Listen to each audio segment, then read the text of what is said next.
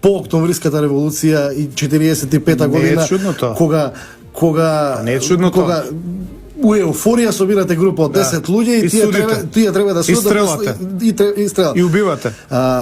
Целокупното однесување мене ми наликува на нова социјалдемократски сојуз како на трансформација на нивната социјалдемократска идеја во една ултралевичарска идеологија која што се појавува во цела Западна Европа, вклучувајќи југот од нас, Ципрас, Шпанија, во Франција и така натаму.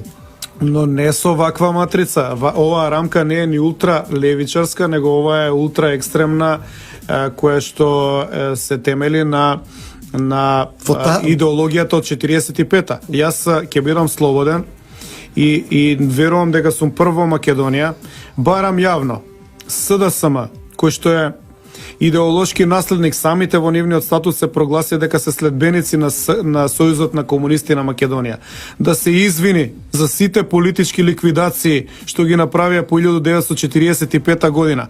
Тие не се извинија на македонскиот народ за ликвидациите на Кале. Да се извинат за ликвидирањето на струмичките студенти. Тоа е направено во нивниот режим. Ако тврда дека не е така, јас ќе им извадам документи.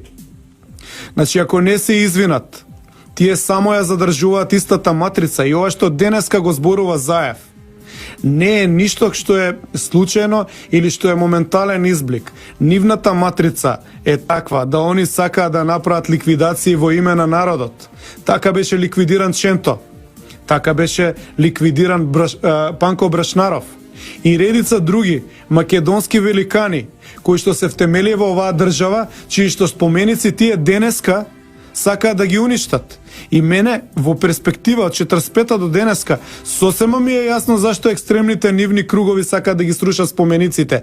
Затоа што тие споменици се споменици на нивниот срам, нешто што беше забрането да биде прикажано и да биде учено во македонската историја од 45-та до 90-та година.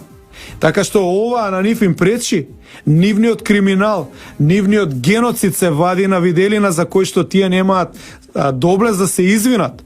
И господинот Заев не отстапува од таа матрица. Тој сака да суди. Знаете како сака да суди? Тој сака да беси луѓе на јарболи. Тој сака да ликвидира во име на народот. Она што го имате смрт на фашизмот, слобода на народот, па тоа не е нова парола, не ја измислија канвасоидите овие денови. Па тоа е нивното. За Но Пасаран ќе позбориме малку подоцна. Смрт на фашизмот, слобода на народот беше парола со која што беа убивани македонските патриоти и парола под која што е осуден и ликвидиран и Ченто и редица други македонски деци кои што ја остварија оваа држава, за кои што подоцна беше забрането да се учи во македонската историја. А Но Пасаран, па Но Пасаран е